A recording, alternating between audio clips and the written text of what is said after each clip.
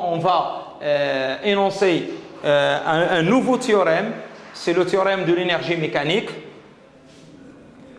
Théorème de l'énergie mécanique. Bon, à vrai dire, on ne peut pas dire qu'on a vraiment un théorème de l'énergie mécanique, mais spécialement lorsqu'on a un système qui est conservatif, on peut réécrire le théorème de l'énergie cinétique sous une autre forme qu'on va développer. Mais spécialement, j'attire votre attention que ce théorème de l'énergie mécanique, il est spécialement fait pour un système qui est tout à fait particulier, c'est un système qui est conservatif. Comment on définit un système conservatif? Eh bien, un système, il est dit conservatif lorsque la résultante des forces appliquées à ce système est conservative. Donc, pour un point M soumis à l'action uniquement de forces conservatives, dans ces conditions, on parle d'un système conservatif. Mais avant de définir ceci, qu'est-ce que ça veut dire? Quand est-ce qu'une force F est dite conservative? Force conservative. Force conservative. Une force F est dite conservative. Donc s'il existe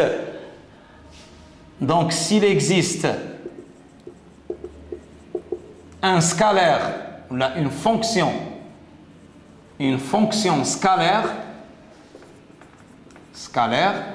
notée U, X, Y, Z, donc elle dépend des coordonnées dans lesquelles on calcule, donc une fonction U de M, telle que F, on peut l'écrire sous la forme moins grade de UN. Donc si on arrive à trouver une fonction scalaire U de M telle que la force peut s'écrire sous cette forme, donc dans ces conditions, on parle d'une force conservative. Donc il y a une autre définition de F conservative, donc lorsque le rotationnel de F est égal à 0. Donc on a deux façons, si jamais on a l'expression d'une force, donc on a deux façons pour vérifier si la force est conservative ou non. La première, il faut trouver une fonction. Si on arrive à trouver une fonction scalaire où on peut mettre la force sous forme d'un gradient de cette fonction scalaire, ça c'est une issue. Et la deuxième définition, tout simplement, il suffit de vérifier que le rotationnel de F est égal à 0. Je vais définir qu'est-ce que ça veut dire le gradient et qu'est-ce que ça veut dire le rotationnel. Donc je vais considérer une base, la base attachée aux coordonnées cartésiennes, en coordonnées cartésiennes.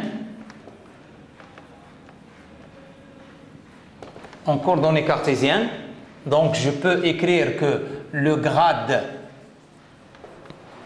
de UM, de la fonction scalaire, donc on peut l'écrire, c'est du sur dxi plus du sur dyj plus du sur dzk. Bien sûr, et comment je peux écrire le rotationnel de F? Le rotationnel de F, c'est l'opérateur Nabla vectoriel F. Donc, l'opérateur Nabla, c'est quoi? C'est d sur dxi plus d sur dyj plus d sur dzk. Ça, c'est l'opérateur vectoriel F. Donc, tout simplement, comment je peux l'écrire? Rotationnel de F.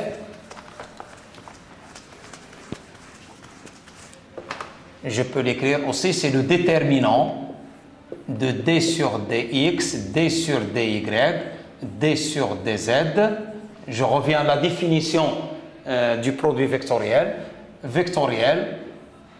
F, donc je peux l'écrire fx, ses composantes, fy, fz. Voilà. Donc si j'arrive à trouver ceci, donc le déterminant, donc en calculant le déterminant de ceci, donc je trouve le rotationnel. Si le rotationnel est nul, la fonction f elle est dite conservative.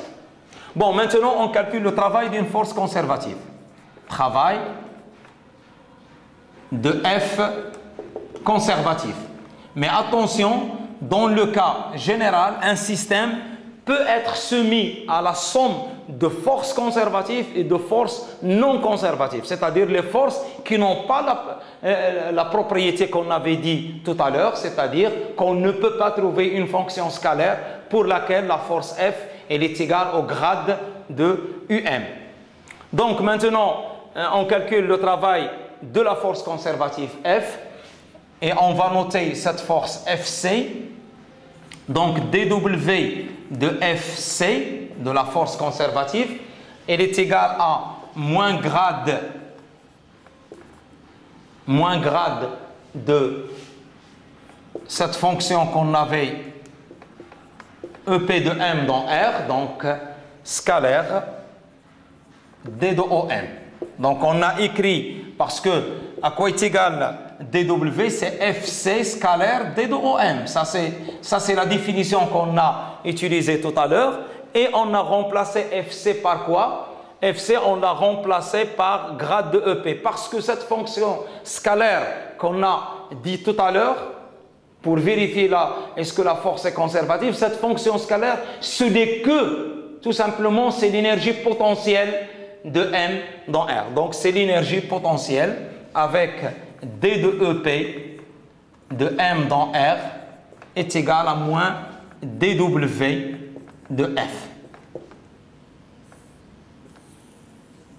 Voilà. Donc,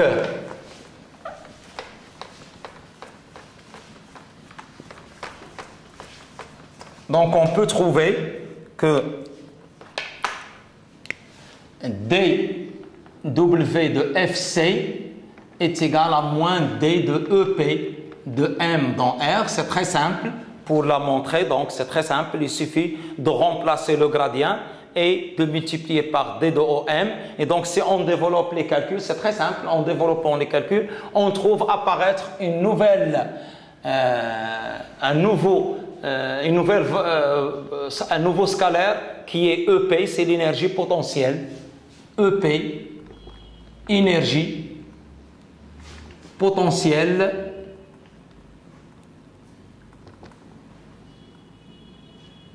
de M. Attention, cette énergie potentielle ne se calcule que lorsque la force dérive d'une énergie potentielle. Par exemple, le poids de la particule M qui est donné par moins mg, par exemple, je vais prendre moins mgk et je vais montrer est-ce que P est conservatif ou non. P est-il conservatif? Eh bien, je vais appliquer l'une des définitions que j'ai formulées tout à l'heure.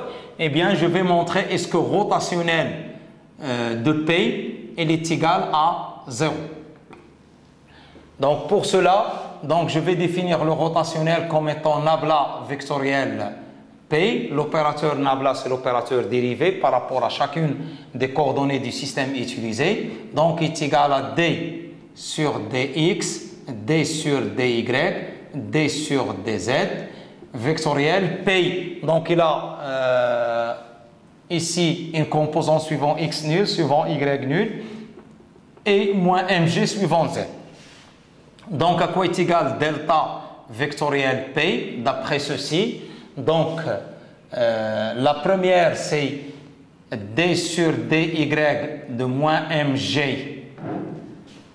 porté par I, plus l'autre, donc c'est la suivant, donc moins D sur dx de moins mg porté par J. Et la troisième composante, donc il est égal à 0.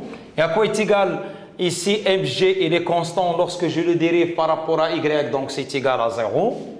Donc ceci c'est 0 et ceci c'est 0 parce que mg c'est constant, m constante et g constante. Donc delta vectoriel P est égal à 0. Donc ce qui implique que rotationnel de P est égal à 0, donc implique que P est conservatif. Et donc, s'il est conservatif, donc P implique que P dérive d'une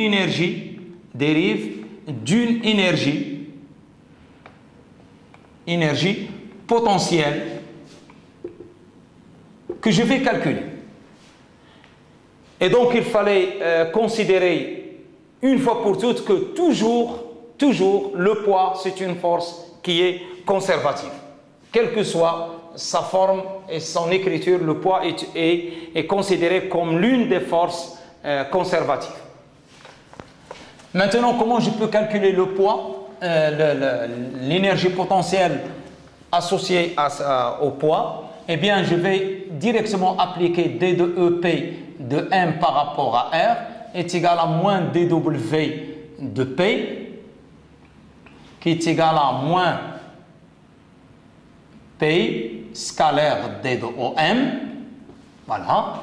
Et donc, c'est moins mgk scalaire. D de OM, c'est dxi plus dyj plus dzk.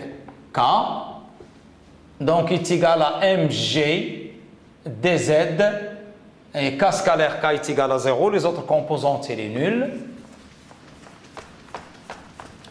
Et ce qu'on obtient par la suite, c'est que D de EP de M par rapport à R est égal à mg dz. Donc, ce qui implique que EP de M par rapport à R est égal à mg z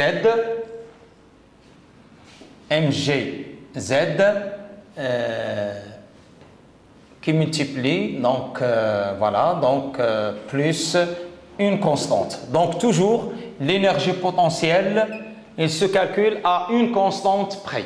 Toujours l'énergie potentielle se calcule à une constante près. Et cette constante, c'est la valeur de l'énergie potentielle en Z est égale à 0.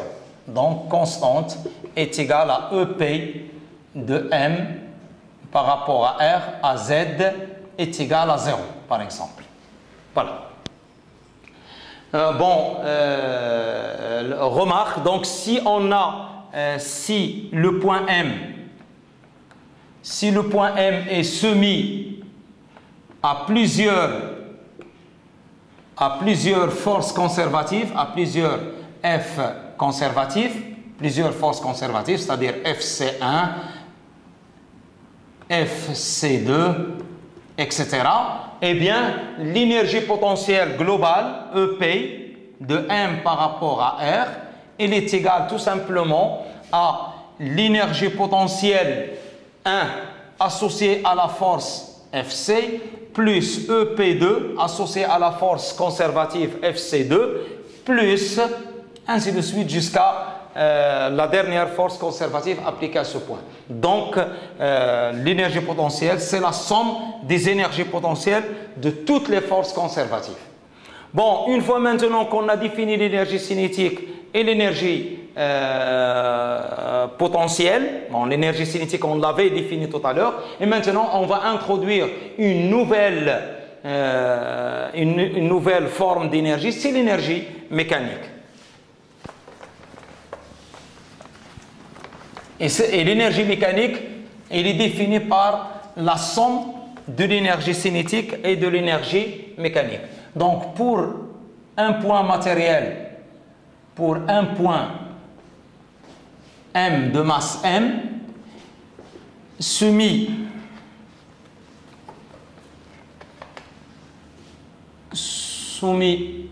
à l'action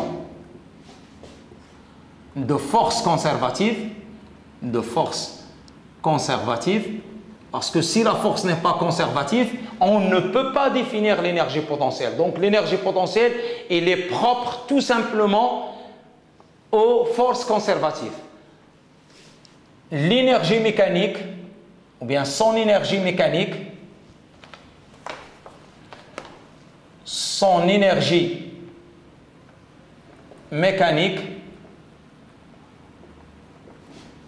est définie par donc l'énergie mécanique EM de M par rapport à R elle est égale à l'énergie cinétique de M par rapport à R. Bien sûr, on travaille dans un référentiel R donné, plus l'énergie potentielle de M dans R. Voilà. On le définit comme étant la somme de l'énergie cinétique plus l'énergie potentielle.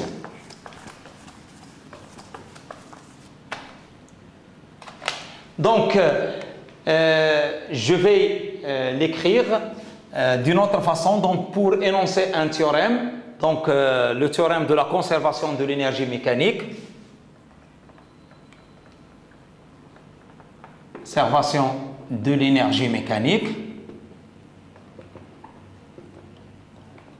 je vais calculer la dérivée d de EM de M par rapport à R. Donc, d de EM par rapport à R est égal à d de EC de M par rapport à R plus d de EP de M par rapport à R. Donc, ce qui implique que d de EM, à quoi est égal?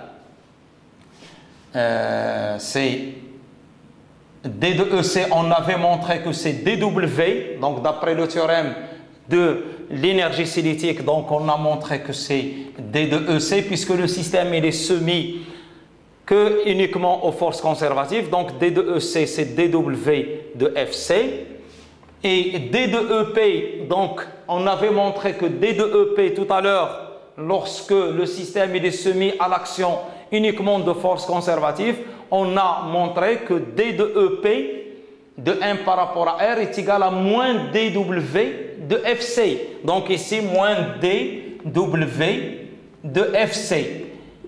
Ça, c'est le théorème, le passage d'ici à ici, c'est le théorème de l'énergie cinétique. Et ça, c'est la définition de la force conservative, parce qu'on avait dit lorsque F est une force conservative, lorsqu'il existe un scalaire, et ce scalaire c'est d de EP tel que dW est égal à moins grade de EP, eh bien, donc ceci à quoi est égal? Est égal à 0, est égal à 0.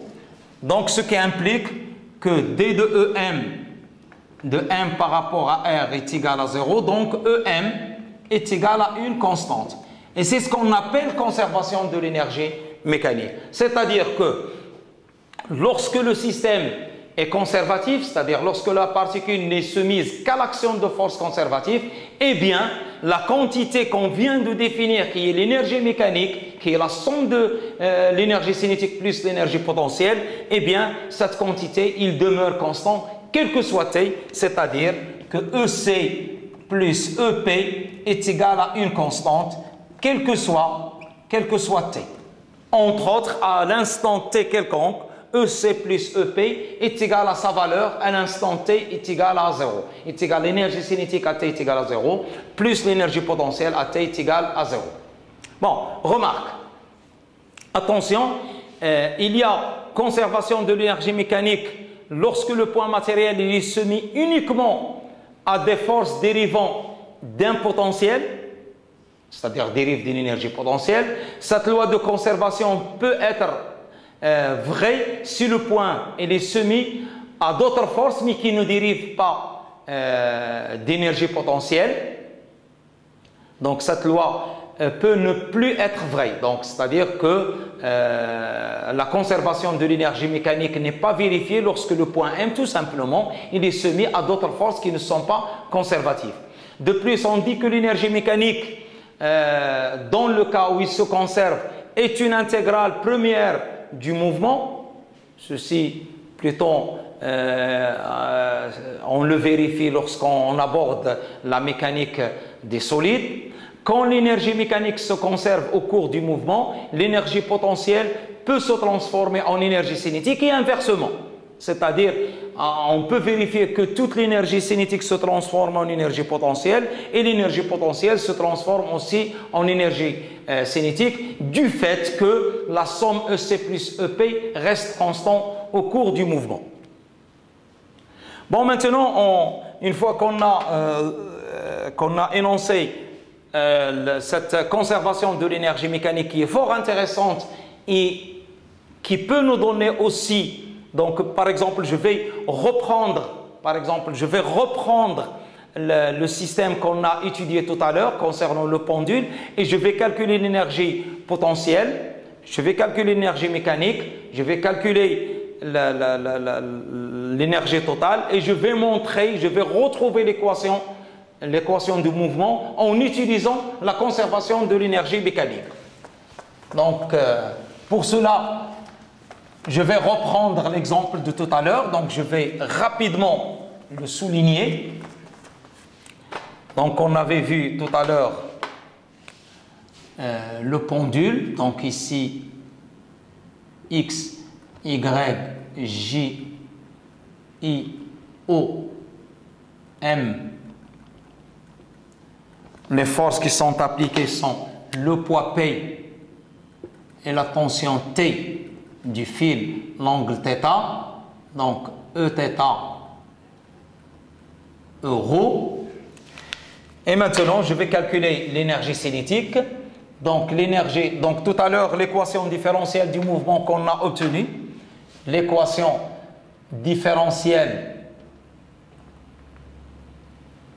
qu'on a obtenue par le PFD et par le théorème du moment cinétique est la suivante. Donc, on avait vérifié tout à l'heure. Donc, on a trouvé que θ seconde plus G sur L sinus θ est égal à 0. Ça, c'est l'équation. Maintenant, est-ce qu'on peut, la question qu'on pose, est-ce qu'on peut retrouver cette équation ou bien cette équation différentielle en utilisant le principe de la conservation de l'énergie? Pour cela, donc, qu'est-ce que je vais écrire? Donc, je vais calculer l'énergie cinétique. L'énergie cinétique de M dans R, à quoi est égal? Est égal à 1 demi M V au carré de M par rapport à R. Donc, d'après ceci, c'est 1 demi M L au carré θ point au carré, parce que V, c'est L θ point E θ. Voilà. dW des forces appliquées à M dans R est égal à dW de T plus dW de P.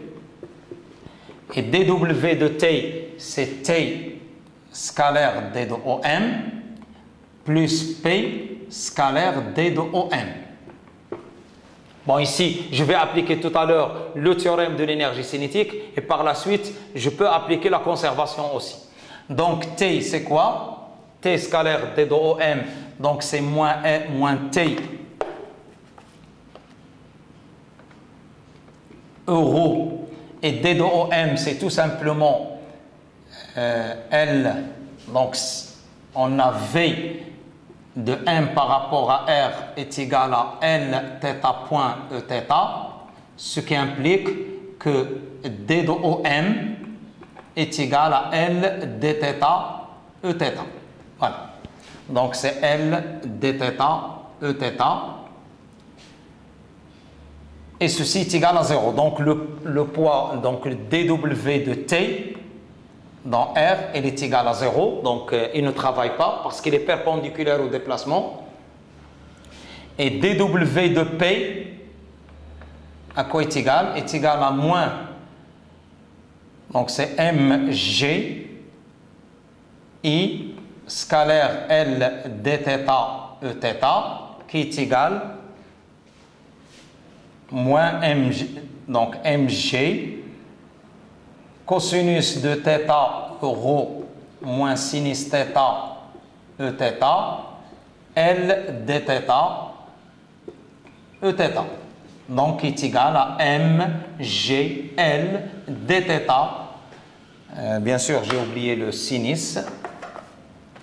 mgl sinus de θ avec un signe moins dθ. Et Eθ scalaire Eθ est égal à 1. Donc, dW de P est égal à moins mg L sinus de θ dθ. Maintenant, je vais appliquer le théorème de l'énergie cinétique. Qu'est-ce qu'il dit, le théorème de l'énergie cinétique? Eh bien, c'est très simple.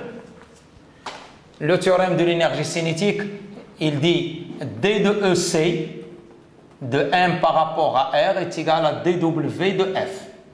Bien sûr, par rapport à R. Donc, est égal D de EC, donc c'est D de 1 demi M L au carré θ point au carré, est égal à moins mg L sinus θ dθ.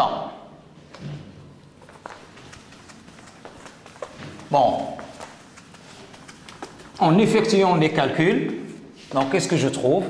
Donc ceci c'est m L au carré θ point d de θ point, voilà, est égal à moins mg L sinus de θ dθ. Et donc qu'est-ce que je vais faire? Donc c'est m L au carré, je remplace θ point par sa valeur, c'est dθ sur dt fois dθ point est égal à moins mg L sinus θ dθ. Je vais simplifier par dθ de part et d'autre. Je simplifie par dθ. Je simplifie par L. Je simplifie par M. Donc, qu'est-ce que j'obtiens finalement?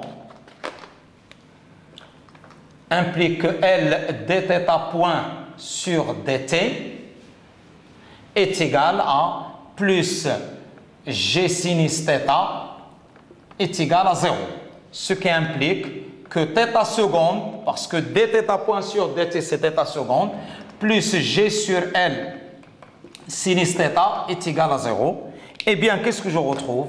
Eh bien, je retrouve l'expression, c'est l'équation différentielle de mouvement que j'ai ici, que je l'ai obtenue tout à l'heure, soit en utilisant le principe fondamental de la dynamique équivalent théorème de la quantité de mouvement, soit en utilisant le théorème des moments cinétiques. Vous voyez que tous ces théorèmes, ils aboutissent au même résultat, c'est qu'ils donnent l'équation différentielle du mouvement. Donc aussi, je peux utiliser la conservation de l'énergie mécanique pour une application, puisque mon système, comment je peux montrer que ce système il est conservatif? Est-ce que ce système-là est conservatif? Ce système est-il conservatif? Eh bien, je vais voir, est-ce que l'ensemble des forces qui travaillent sont-ils conservatives ou non? Donc, si je regarde T, c'est une force, il n'est pas conservatif, mais il ne travaille pas pour notre problème. Ne travaille pas, parce qu'on a montré, ne travaille pas, on a montré que dW de T, il est égal à 0 tout à l'heure. Et puis, la seule force qui travaille ici, P, travaille.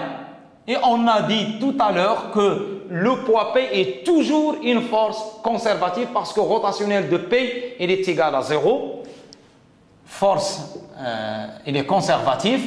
Donc, qu'est-ce que je peux dire de ce système? Donc, ce système, il comporte des forces conservatives et des forces non conservatives, sauf que les forces non conservatives ne travaillent pas. Donc, c'est un système qui est conservatif. Donc, finalement, le système est conservatif et donc, je peux appliquer D de EM.